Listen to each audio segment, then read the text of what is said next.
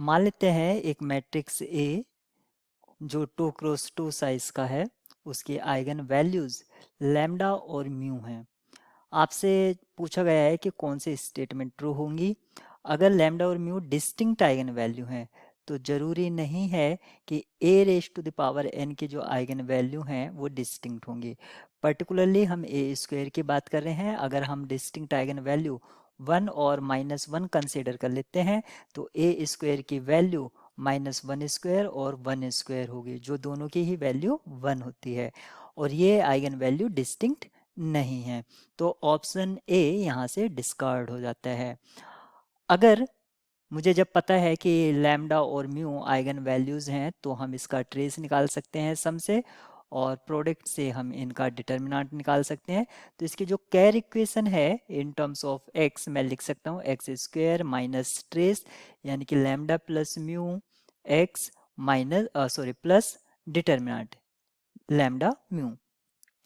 ये कैर इक्वेशन हो जाती है और हम ये भी जानते हैं कि कोई भी मैट्रिक्स अपने कैर इक्वेशन को सेटिस्फाई करता है, यानी कि कैर इक्वेशन ऑफ ए ये क्या हो जाएगा, कैर ए ये हो जाएगा ए स्क्वायर माइनस के लैम्डा प्लस म्यू एक ए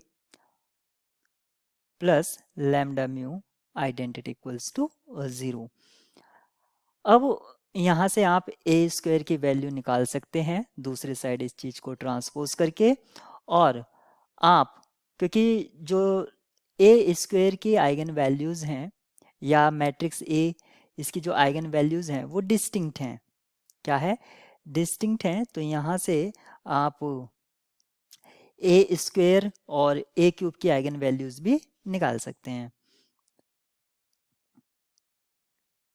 तो यहाँ से ए क्यूब क्या होगा, A cube equals to lambda cube minus mu cube upon lambda minus mu A minus के lambda mu lambda plus mu ये होगा इनटू आइडेंटिटी। तो यहाँ से आप देख सकते हैं कि ऑप्शन बी आपका मैच कर रहा है, तो ऑप्शन बी इसके लिए राइट की हो जाएगा। अब trace of A raise to the power n is, तो ये ठीक है क्योंकि A raise to the power n के आइगन वैल्यूज अभी हमने बताया कि किस तरह से आप निकाल सकते हैं। तो यहाँ पर ऑप्शन सी आपका ट्रू हो जाएगा। और A raise to the power n is not scalar multiple of identity, A raise to the power n is not scalar multiple of identity. तो हम मान लेते हैं एक मैट्रिक्स कंसीडर करते हैं जिसके डिस्टिंक्ट आइगन वैल्यूज, तो हमने इस तरह से मैट्रिक्स कंसीडर कर लिया। यहाँ से अगर मैं ए स्क्वायर फाइंड आउट करता हूँ तो वो मुझे क्या मिलेगा, 1 0 0 1 आइडेंटिटी मैट्रिक्स ऑफ ऑर्डर 2 मिलेगा।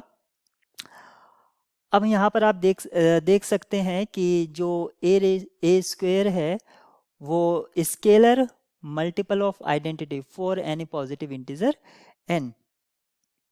तो ए स्क्वायर को हम मल्टीपल ऑफ आइडेंटिटी का मल्टीपल नहीं लिख पा रहे हैं, यानी कि यहाँ पर 1 आ रहा है।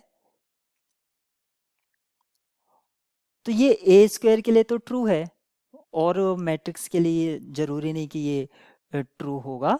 ए स्क्वायर के लिए तो हम कर पा रहे हैं, लेकिन अदर के लिए हम कर पाए ऐसा जरूरी नहीं है। फॉर एग्जाम्पल आप ऐसा देख सकते हैं 1 1 0 1, ये हमारा सपोज करो मैट्रिक्स ए है। इसकी आइगन वैल्यू या इसको -1 ले लीजिए, इसकी आइगन वैल्यू 1 और -1 है। अगर मैं यहाँ से ए स्क्वायर निकालता हूँ तो ए स्क्वायर यहाँ से क्या होगा 1 और ये 0, फिर इसको मैं लूँगा तो ये 0 और फिर -1। तो आप देख लीजिए ए स्क्वायर को आप आइडेंटिटी के मल्टीपल में नहीं लिख पा रहे हैं। तो किसी पर्टिकुलर मैट्रिक्स के लिए ट्रू हो सकता है, लेकिन हर एक के लिए फॉर एनी ये ट्रू नहीं होगा, तो ऑप्शन डी यहाँ पर डिस्कार्ड हो जाता है।